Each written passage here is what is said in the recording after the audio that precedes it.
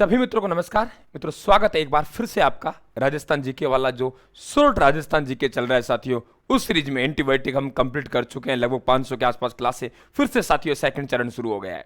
देखिए बात कर रहे हैं हम लोग राजपूताना और राजस्थान शब्द।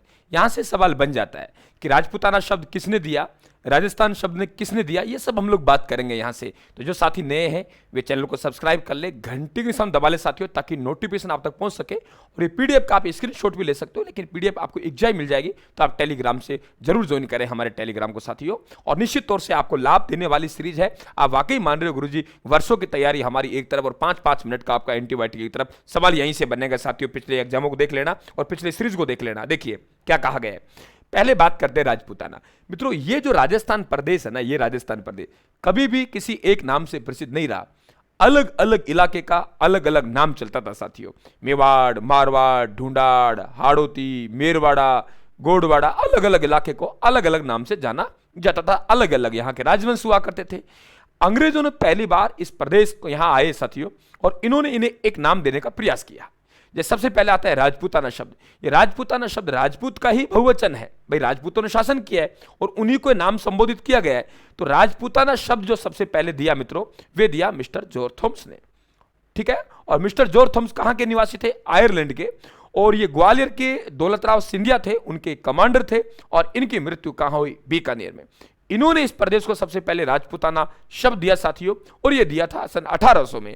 यह जानकारी मिली कि भाई ये शब्द कब दिया गया, 1800 में। ये बात का उल्लेख कहां मिलता है? तो 1805 में इन्हीं के एक दोस्त थे साथियों, विलियम फ्रैंकलिन, जिन्होंने एक पुस्तक लिखी military of memories mister George Thomas. देखिए आइए क्या कहा मैंने भी आप लोगों से, कहानी सुन ली। राजपूताना शब्द, तो राजपूताना शब्द जो देने वाले हैं उनका नाम क्या है? मिस्टर जॉर्ज थॉमस है साथियों। कहां के रहने वाले हैं? आयरलैंड के हैं। कमांडर किसके थे? ग्वालियर के दौलतराव सिंधिया के थे। मृत्यु कहां हुई? बीकानेर में। राजपूताना शब्द कब दिया? 1800 में। जानकारी कब मिली? 1805 में। कौन सी पुस्तक में? Military of memories mister George Thomas. और किसने लिखी ये साथियों? विलियम फ्रैंकलिन ने लिखी। इसका मतलब ये पूरी कहानी क्लियर छप गया होगा आपके दिमाग में। मैं समय नहीं लूंगा, मुझे जो करना था मैंने बनाते समय ही कर लिया है। मैं समय नहीं लूंगा साथियों, समय नहीं लेना मुझे, ये ध्यान रखें आप लोग। अब बात करते हैं राजस्थान। मित्रों एक नाम आता है हमारे पास में, राजस्थानी यादित्य शब्द। देखिए इस प्रदेश के लिए जो राजस्थान शब्द का प्रयोग किया वे कर्नल जेम्स टोड ने किया। लेकिन यह नहीं कि राजस्थानी शब्द हमें मिला ही नहीं। मित्रों बसंतगढ़ का शिलालेख है विक्रम संवत 682 का, अगर 682 विक्रम संवत साथियों। और ये जो शिलालेख है विक्रम संवत वाला, ये बसंतगढ़ का शिलालेख है जो सीमल माता के मंदिर में सिरोही में। इसमें राजस्थानी यादित्य शब्द लिखा हुआ है। लेकिन साथियों ये कहना संभव नहीं है कि राजस्थानी शब्द किसी साहित्यकार के लिए, किसी व्यक्ति के लिए, किसके लिए इस्तेमाल किया है, इस बात की जानकारी नहीं मिलती। इसके अलावा भी साथियों राजरूपक और मोणोत नैणसी जैसी रचनाएं हुई हैं जिनमें भी वाकई इन शब्द का इस्तेमाल किया गया है। लेकिन इस प्रदेश के लिए जो इस्तेमाल किया वे 1829 में, पिछले एंटीबायोटिक पढ़ाया मैंने आप लोगों को, उसमें यह पढ़ाया था मित्रों मैंने कि ये ध्यान में रहे आप लोगों को कि कर्नल जो जेम्स टोड है, क्या कहा मैंने? कर्नल जो जेम्स टोड है साथियों, उन्होंने annuls and antiquities of Rajasthan नामक पुस्तक लिखी। और उसमें 1829 में इस प्रदेश को क्या कहा? राजस्थान। तो इस प्रदेश को राजस्थान कहने वाले व्यक्ति कर्नल जेम्स टोड है, ना कि राजस्थान शब्द के जनक है साथियों। ये ध्यान रखें आप लोग।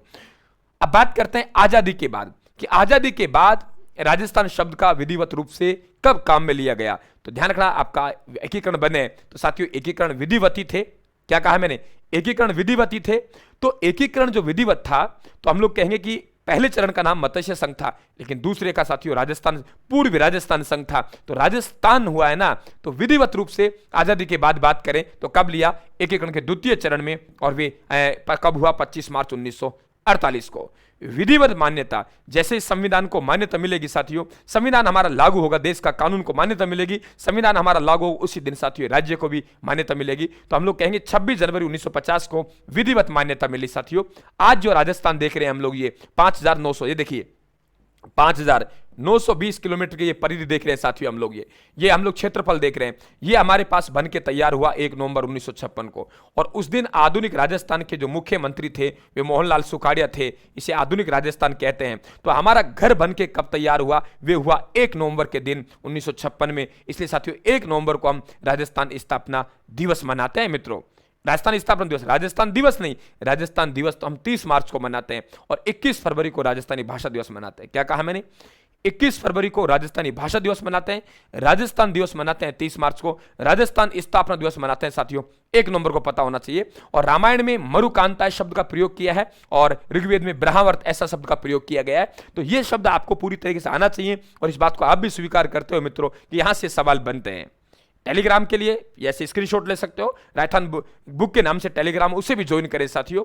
पुस्तक पढ़िए राजस्थान की, आनंद आएगा आप लोगों को पुस्तक पढ़ने में। और साथियों अगर आप कोर्स लेना चाहते हो तो आज नवरात्र स्थापना है, तो जो 999 कोर्स है मात्र आपको 499 में राजस्थान के मोबाइल ऐप पे उपलब्ध है साथियों, बिल्कुल आप उसे ज्वाइन करें। धन्यवाद, राम राम साहब।